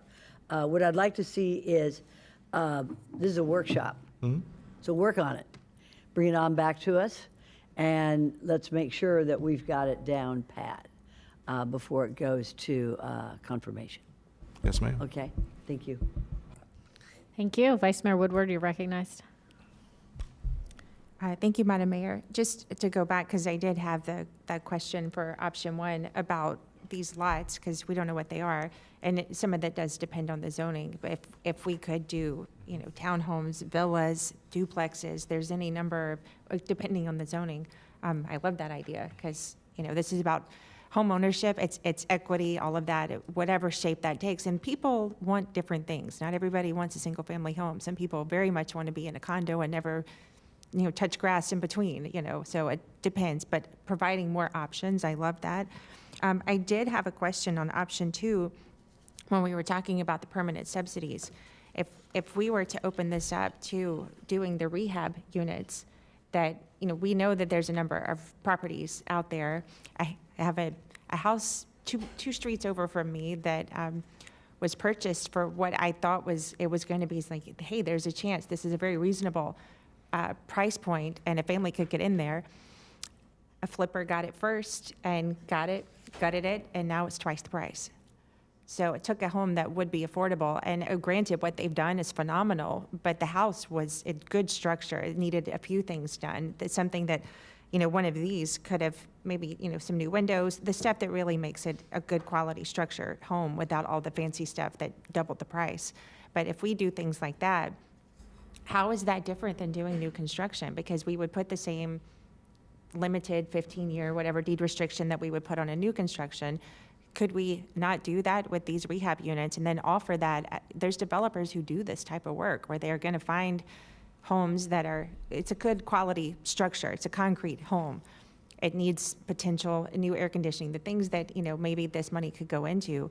And then that can become a home that we sell to someone who qualifies under all the other parameters. Is this something that we could do with this? We not necessarily through the bond program, but through the federal, state funds, or any of the local funds. Yes, we can. And part of what we've tried to do to help individuals access those properties a lot faster than the market is we provide first mortgages. So now the individuals aren't necessarily just waiting for the bank. We can commit them to a first mortgage, and it hopefully speed up their process in trying to acquire those properties that are available, if they're able to identify what's available. Okay, and this opens up the market. If they go and find these homes that are going to be, quote unquote, and affordable, but it needs upgrading, that a homeowner who's coming in at that price point, they can't put $100,000 or $50,000 into bringing it up to par. But we could use this to do that. And as Commissioner Flores was mentioning, and different homes scattered in Green Acres, there's a number, even in Boca, these homes exist. They're county-wide. They exist, and instead of doing build from the ground up, it's a lot less work. You're not doing permitting and certificate of occupancy and everything else that goes along with it, and the full construction cost. We could get a lot more bang for our buck by just adding this amount of money to an existing home and working with the builders who do that. And Vice Mayor, and it's part of the workforce housing program. I mean, you typically see the workforce housing developers building new, but they can acquire existing, which would help do some of the things that you want. They don't just have to construct new, but if they decide to meet their obligation to the county by buying existing homes and then making them available for workforce housing buyers, that is an eligible activity already that you've approved. And what is the reason again we can't use the bond for that? Because it has to be new construction? The bond, right, it's creating new housing units. And so if the housing unit already exists, then it creates a challenge. Thank you. Commissioner Marino, you're recognized. Thank you. So I think what you're hearing is that the board would like to know what the maximum density would be on these 40 lots and what we could do with that, because if it's more than 40, that would be fabulous. My question to you is, have we figured out what the actual value of these lots are? And is there a sentiment to just wholesale sell them and then the money from them would go to fund everything else that we do? Don't shoot the messenger. I'm just thinking out. I'm trying to come up with as many options as possible, because as this discussion at the Homeless Advisory Board the other day was, we want to keep people in their homes. We don't want them to become homeless. So whatever we can do, and a lot of those folks, we find out about folks that are on the brink because of code compliance. And we know we've done a lot with CDBG grants for them, but these are the folks that if there is a way to keep somebody in their home, that's a great way to help figure out who that is. But it's just however we're funding this, as opposed to the 15 and the 30, my only hesitation about the 15 is that then in 15 years, we do all this now, and in 15 years, all of these homes now become regular affordable homes, and we're back to the situation of, do we have affordable housing in 15 years? So by state and federal, you said it's 30 years? It's 30 years, but again, that's because that's what we brought to the board, and that's what the board has approved. When we get money from the feds, what is their requirement? Depending on the funding source, if it's home, and depending on the amount, I think it's 20 years. For that federal home program that we mentioned, for new construction home ownership, I believe you're looking at 15 years. So the Fed is only 15? Depending on the strategy. The minimum. Yes. They allow the grantee, the county, the municipality, to establish its policies for the affordability term, so long as it meets that federal minimum. I just don't want to see us in 15 years having the same discussion. Yeah. I really don't.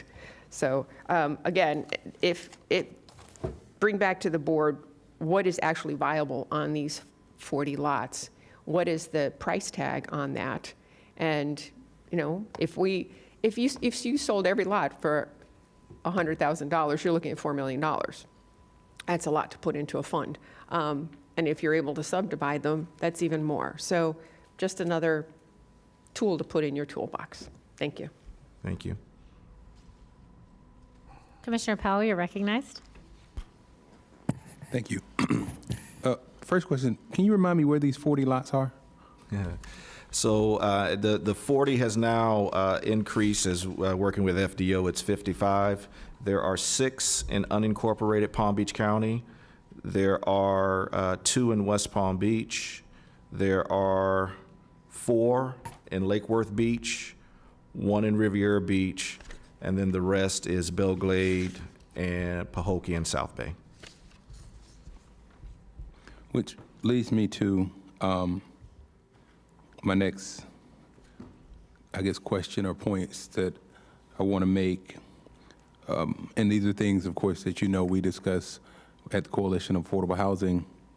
When we talked about the housing that's available in Palm Beach County, the units that are $300,000 and under, the realistic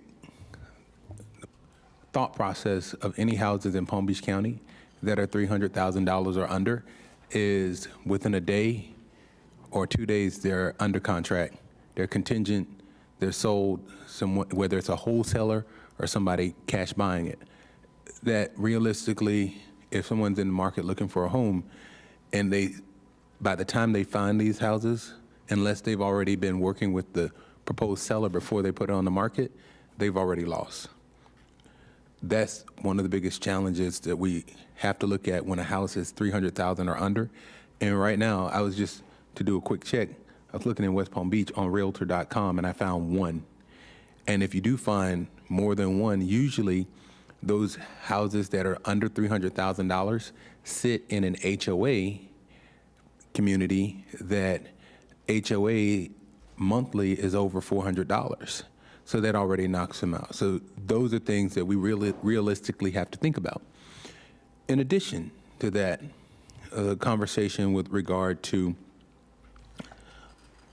dual units. I'm a major fan of accessory dwelling units. However, as a planner, we do realistically have to understand that within the city of West Palm Beach and within even unincorporated county, the city has the zoning and land development regulations, right? And in unincorporated Palm Beach County, there's the ULDC, the Unified Land Development Code. And each municipality has a set of standards that are code compliant that prevent, there's a minimum lot size, right? If you're going to build a home, if you're going to build a single family home, if you're in SF, single family, you are not allowed in most instances to put 2 units on the lot. Now, you could try to rezone it, but depending on where the lot is situated, you may not be able to rezone it if they're going to call it spot zoning. There may be creative ways that municipalities are currently working to allow for dual units or accessory dwelling units, but you also have to account for parking and all the other variables that go with land use, the minimum amount of landscaping, the number of trees that are required, pervious and impervious, whether you can park on pavers.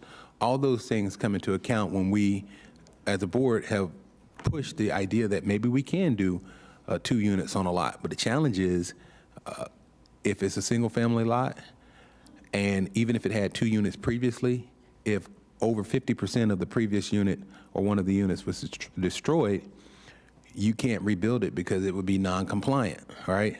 So these are realistic things that we have to think about when we bring up these ideas, because I talk to people quite frequently with regard to a number of ideas that we think could work, and they sound good on paper or they sound good when we say them, but policy, of course, policy gets in the way.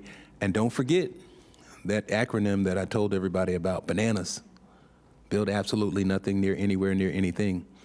It sounds good when as we sit here as policymakers and think about what we can do, but the minute you start going into a neighborhood and allowing accessory dwelling units, let's say we allow 5 on one street, then the green shirts or the red shirts are going to show up in the commission chamber and say, we don't want this. You saw it recently when there was a project that was going to be a church lot, and the people from the neighborhood showed up and said, we didn't pay for this. We didn't know these people were going to come and move in, and we don't want those people here. Those are the challenges that as we hash these things out, we realistically have to think about. I want to thank you all as a team for bringing these options to us. We have to work through them. But also, when we think about these, we're here with this discussion.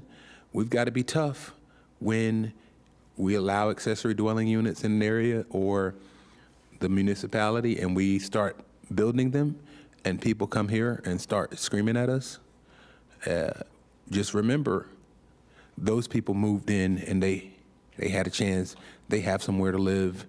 We're trying to create opportunities for other people to have places to live, which really becomes a challenge. Those are the things that we have to look at when we start thinking about lower price units, when we start thinking about increasing the number of units on a single family zoning designation. And then to piggyback on that, when you asked me the question earlier about amortization, about 30 years or 15 years, my thought process is this: if someone receives a subsidy, I don't know if it makes a big difference if it's 30 years or 15 years, but I do believe that it should have the ability to amortize. So if it's a 30-year process, then I think every year that those people live in that unit, it should amortize a certain amount. If it's 15 years, amortize a certain amount, so that it's not, they get $50,000 and then 15 years it just all goes away. Maybe if it's 15 years, every couple years, every year, a certain amount is knocked off until we get to 15, so that it's a more fair and reliable program. Thank you, Madam Mayor. Those are my comments. I think I'm done. Thank you. I'm going to wrap up by saying I'm not a fan of option one. I don't want to give county properties to this randomly.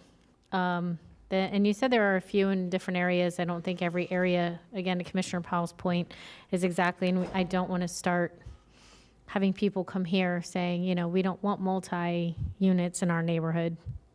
Because as much as we are trying to give people opportunities, we don't want to, the residents that are here that we do value, we don't want to make it we don't want to make them uncomfortable, or not even uncomfortable, but put them out. You know, they purchased a home, they looked up what was allowed there, they looked up, you know, we're going to have 1 unit per lot.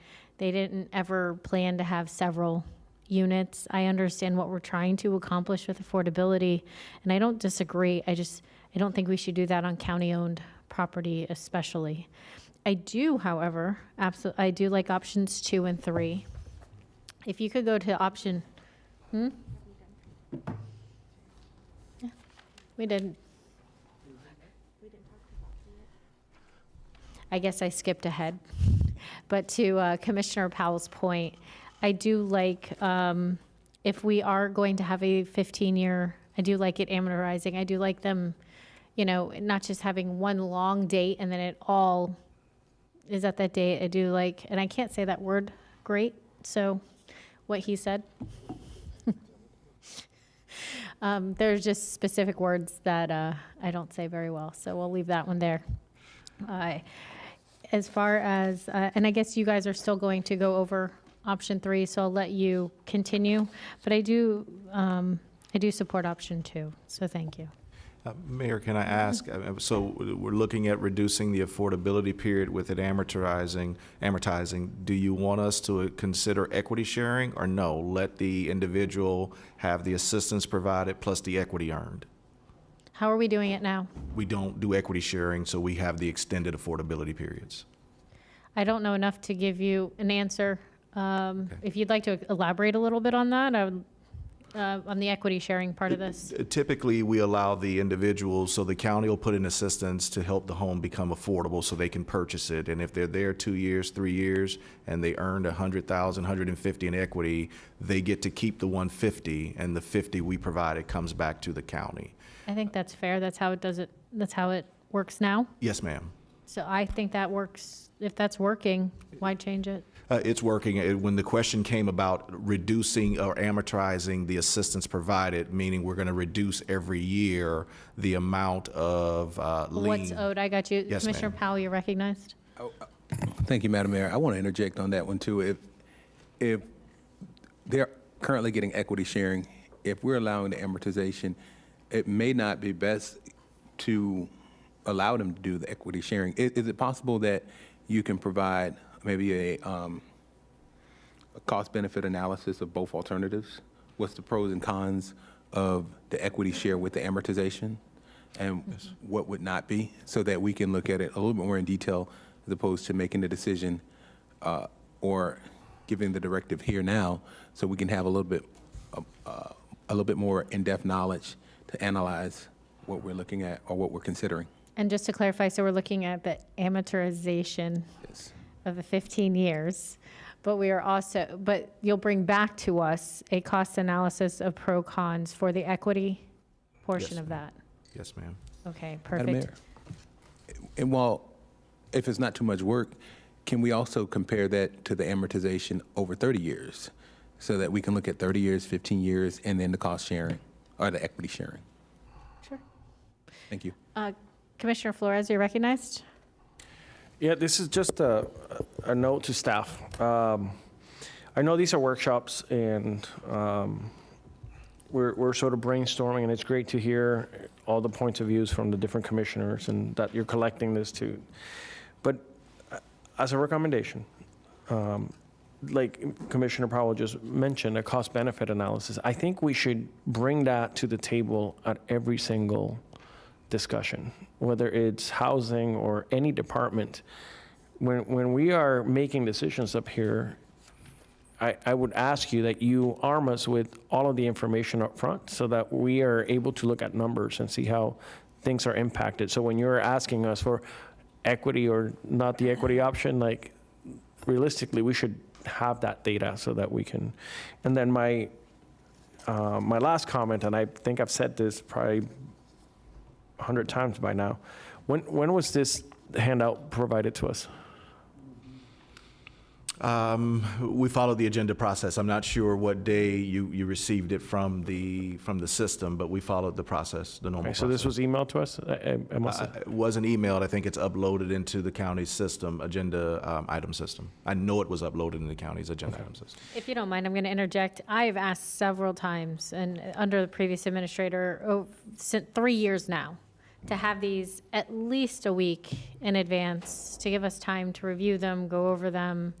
And to Commissioner Flores, just to touch on what you said briefly, I think sometimes when we get into these, we go down paths of wanting information that there's no way they could know we want. So that's why I think we don't always get it, and we're trying to keep these brief, and then they bring back to us specific answers. I agree with you, Mayor. However, I like to run government like you would run a business. And in any business, you wouldn't make decisions without data. I think that's the best way for us to move forward. If you're asking us for options, option A or option B, there should be some analysis or some cost-benefit analysis so that we can make the best decision up here. And Jonathan, I apologize, this is not just you. I'm trying to bring a message to the team that the more information you're able to provide us, then that way we can sit here and tell you definitely option A or option B. So just a couple of comments. And it's not just your department, it's every department out there. Thank you. Yes, sir. Thank you, Commissioner. Thank you. Administrator Abruzzo, did you want to add? Thank you, Madam Mayor, and to Commissioner Flores as well. I will make sure that any form of presentation or packet that's received, it is directly sent via email, not uploaded, or will additionally be uploaded, as well as even if need be, hand drop off hard copies, so you have it immediately when they're produced and approved. Amazing. Thank you so much for that. I think Vice Mayor Woodward was first. Thank you, Madam Mayor. Just real quick, I did want to go back on option one because I know, and I agree, I don't like giving public land away at all, but I did want to double check on these properties. As I understand it, and let me know if I'm right, these are properties we obtained after they were foreclosed on and they couldn't even be auctioned off, right? So we sort of inherited them. Is that what these are? That's correct. The vast majority of them came to county ownership through tax escheatment. So yes, they went to Nobody public knows what that auction. means. Unpaid taxes. Eventually, the properties were offered at public auction. No one bid on them, or no one made the required minimum bid, and then title escheated to the county. Okay, so, because I do think that there, probably, you said there's now 55. I mean, I'm certain that all 55 would not make sense, but I would like to know what some of these are that would make sense, because right now, because they've come to us, they're off the tax rolls as well.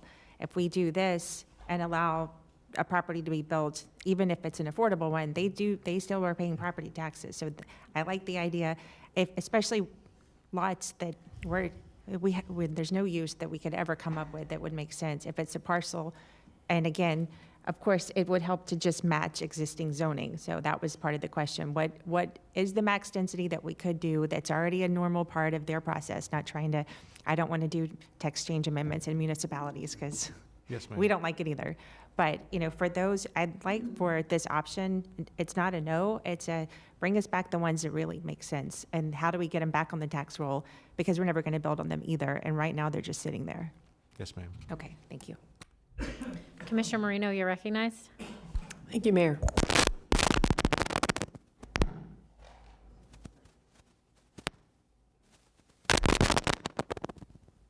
Doesn't like me.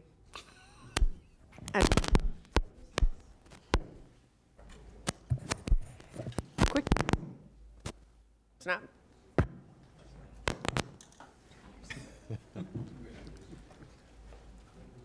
Quick question. Oh, there we go.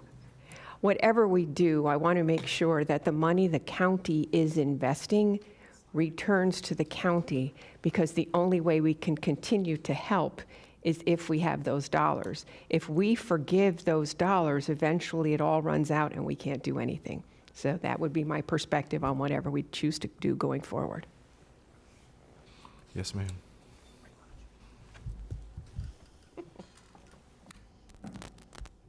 Would you like to start going over option three, Option three? please? Yes. Certainly.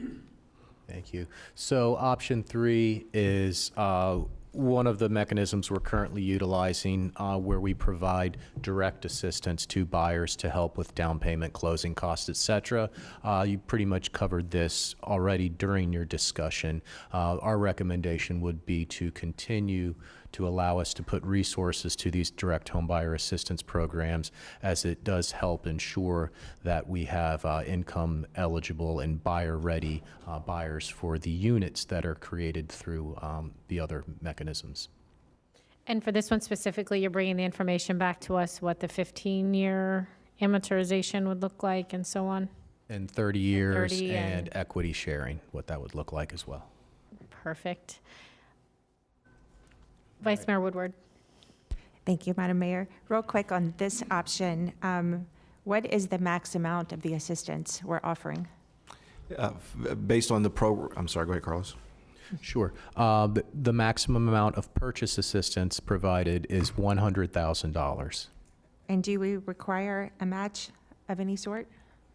No, there is minimum buyer contributions, down payment, and there's underwriting, but there's not a direct dollar for dollar match, such as in the new pilot program where a buyer can receive up to $50,000 as a direct match to that buyer's contribution to the purchase. What is the minimum contribution that's required? Is it 3.5% for The minimum contribution for our regular program is 2.5%. Based on your income, and then 3.5% is the max. And is this money that gets paid back? Repeat that, I'm sorry, Vice Mayor. Does this money get paid back, or is this a grant? If we provide it in the form of down payment assistance, purchase assistance, if they don't live in the home for the entire affordability period, then it comes back and we help another family purchase a home. And that's a 15-year? That's a 30-year on purchase assistance, and it's typically a 15-year on rehabilitation. So if they stay in the house for less than 30 years, then they pay us back the assistance? They pay us back the 100. If we gave 100,000, they'll pay us back the 100,000. They currently would walk away with all the equity earned. We would use that 100,000 to assist another family. Are we looking at making any adjustments to this? That was one of the questions asked, and so we'll provide you kind of a comparison of what a amortizing or reducing affordability would look like, and we'll also bring one back with regards to equity sharing. How many of these have we done? When did this program start? Which program? Where we're doing the financial assistance to home buyers? Since the 1990s. Okay, so we don't have to go back that far, but in, say, like a recent 5-year period, or, I don't know, 5 to 10, whatever is a good number, just to kind of help us understand how many of these we have helped. And what, are they here? Are they still here? Or have they left? I mean, kind of what's happening with this? Do we know how effective it's been? Because the property itself is not deed restricted, right? The properties are deed Yes, restricted. it is. Yes, ma'am. It The- is deed restricted. Yes, the funding that we provide, the purchase assistance of up to $100,000 is provided in the form of a second mortgage that requires that they that they occupy the property as owner occupant, it's homesteaded, what have you, for that 30-year period. If they vacate the property or convey, sell within that time period, then our second mortgage must be repaid in full from the proceeds of the sale. So one of the things, the direction we're receiving is to look at an option of allowing that assistance to burn off over the affordability period. So for example, say it's a 30-year affordability period, they got $100,000, we're forgiving 1/30th of it every year. So they sell at 15 years, into the 30-year period, they would repay $50,000 out of the $100,000 of assistance. That's the amortization part that we were talking Yes. about? Okay. And so when they sell it, are they then selling it to another income qualified individual where the number is it's a workforce? No, they're not. They're repaying the assistance. That's why I was wondering, If it's the property's not workforce, deed restricted then? The property's not deed restricted at that point because once they sell it, it goes to market, right? it depends on the program. There is a resale or a recapture provision. If it's workforce housing, they have to resell to someone that's eligible if it's sold during the affordability period. If it is ship or home, we typically look to recapture the dollars. And then again, we can use those to help another family. So again, state and federal have two requirements. You have to pick one, either recapture or a resale provision on that property that was assisted. Is it recaptured with interest? The board has not established interest, so we don't typically charge interest. It's just the repayment of what was provided. Well, I think I would just like to know then, if we're going to amortize this where they have to pay back less each year, then I think we should put interest on it. That's just my thinking. If we're going to forgive any of it, what has to be paid back if they sell early? Because we are going to be losing part of this that doesn't come back into we're not recapturing. Right, we wouldn't recapture.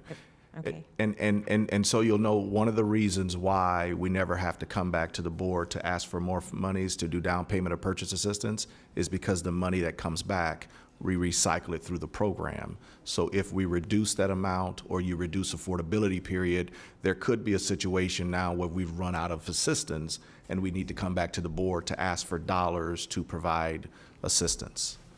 Now, again, and that's because of the program income. Money just generates over time. Okay, that needs to be part of how we look at this. And if we were to do partial forgiveness, could we offset that with interest? If it's being forgiven, part of it's being forgiven, we have to keep this money recycling. Otherwise, it will be gone and we will have to find another source of revenue. And I think those are drying up too. So, all right, thank you. Commissioner Weiss, you're recognized. Yeah, thank you. So I think, with everything we've got, you presented today, what to me makes the most sense is honestly to put option 1 and option 2 together, where you're going to actually apply your permanent subsidy to the homes being built on those lots. Because now you've lowered your cost by 20 to 30% for your land. That's in the cost of the home, and then you've got that your subsidy that you're putting into it, and leave option 3 for people going to look for potentially existing homes that they just need some help getting into. It's not that and that way we can use the bond money to build new homes on the lots that we already own. And that money will get repaid back and it'll keep circulating back. Obviously, the permanent subsidy is going to stay with them, but that's You know, that was the intent of the bond money, was to get, you know, be able to circulate it back through. So that's my suggestion. Commissioner Flores, you're recognized. So option 3, we're talking about 100,000. It's restricted for 30 years? Yes. Depending on the funding source, it's not 100,000 for workforce housing, and it's not 30 years for workforce housing. Okay. And then what we're talking about is possibly doing the amortization schedule. Yes, sir. And maybe based on the period that some of that could be potentially forgiven. We're talking about potentially interest. Regarding the 100,000, I've always thought that program is a little high. And I don't know if there could be tiers based on purchasing price to get them down to a proper level rather than just a blanket 100,000. So I don't know if So that's a great question, Commissioner. So it's up to 100,000. Up to. If an individual only needs 20, then that's all they'll get for that particular property. Got it. And we're doing 100. Boca's doing 125. Right, but Boca's Boca. No, understood. But again, we were just seeing that, you know, the amount of assistance being provided by municipalities are increasing because the cost of housing are increasing. No, I understand, but I mean, the price of a home in Boca is significantly higher than something in other parts of the county. That's why I make that comment. Yes, sir. I'm okay with doing the, forgiving components of that based on how much. I would also, is there portability? Can you, let's say you have a new family member, or perhaps 2, and you bought a house early on, you're 10 years down the road, could you sell that home and port the proceeds into the new home? Could that be something that could be? In the existing state and federal programs, no, we've established that for the home buyer pilot match program. If we were to do that, we would need to have a conversation with the state, potentially HUD, to see how they would look at us moving those liens. It works on the home buyer match program because it's local funds, and we don't have state or federal restrictions. Or how do we prioritize them? Like maybe if they're selling and those proceeds are going back into the bucket, how do we prioritize them to be able to apply and qualify for those funds that they just put in the bucket? So then that would take direction, because now we're doing the lottery process. And so it's not really a prioritization of anyone. It is who gets that lottery number. Right, but that's what I mean. We should do maybe a portability because, families do grow over 30 years. Yes, sir. And families also do shrink over 30 years. I mean, 30 years is a big lifespan. It will probably be a third of someone's life. So we should look at perhaps a portability component to this, because people could potentially be upgrading because you add a family member, or you could be downgrading based on your kids might have left the home, you're retiring, divorce, exactly. So perhaps that could be something to look at too. Thank you. Sir. If, I think our direction has been fairly clear. Do you have any questions for the board? I think we're clear, Mayor. I'll just reiterate our understanding. We're going to bring back kind of an equity sharing versus non-equity sharing model over a 15-year period, 30-year period. We're going to look at interest and how that plays into it. We're going to also look at amortizing and how that plays within providing down payment assistance. And I believe the other one was based on the lots we have, taking a look at it from a density perspective and seeing, if we can get, or what current zoning would allow us to do density-wise, and bring that back to you as well. I think those were. And if you could go over the individual properties with us individually before we get here, Yes, ma'am. that'd be great. And when you Hold on, Commissioner and when you do Flores. that, Commissioner could Weiss is first. oh sorry. Commissioner Weiss, you're recognized. Thank you. I mean, as we're wrapping up, and I know this was about for sale housing, but I did want to get out there on a couple things on rental. One is we do not allow zero-bedroom apartments to qualify for impact fee forgiveness for affordable zero-bedroom units. I think that needs to be something to be looked at. The other thing is statistic I think is really important, both for renters and non.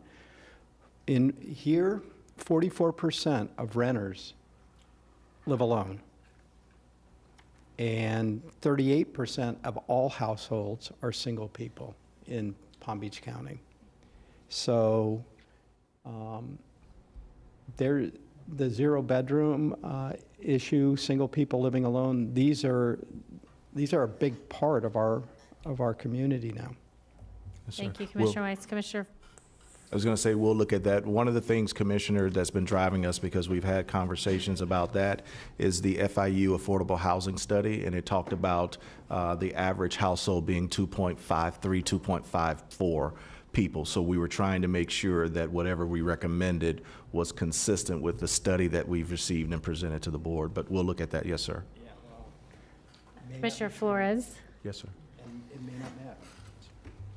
What I wanted to add to the mayor's comments were that when you do show us the properties, that you also tell us what could possibly be done there, because I know Commissioner Power has some concerns regarding what it's zoned for, or if there's an HOA.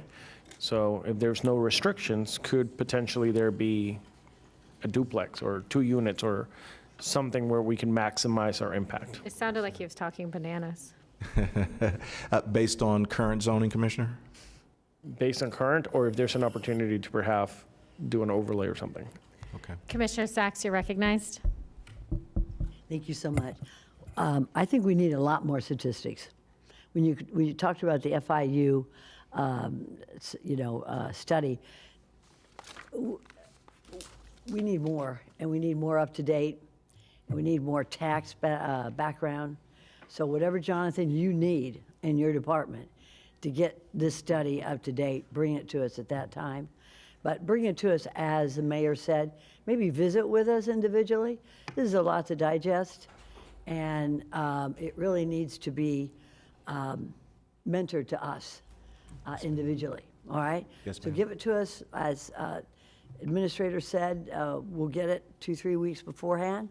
Come talk to us, and get a couple more studies other than the FIU study, because I think that I think we got a lot more to review. Thank you, sir. Thank you for the work. Yes. Mayor, one Jonathan. last question. One of the things we wanted to do was have this conversation today before we issued the housing bond for the for sale units. Is it the board's direction today that we hold off on doing the housing bond for the for sale? It's going to be approximately $40 million, or do you want us to see what's out there and issue an RFP for housing bond on for sale? And it won't include county-owned lots, but again, it'll be projects that developers already working We're on. going to go from left to right and see if we can get through these. Commissioner Sachs, do you want them to hold on until we get more information, or to proceed? I'd like us to go from right to left, because I think a lot of the folks over there know a lot more about this than, especially Commissioner Powell as well. But that would be my suggestion. I will take your suggestion. Commissioner Marino.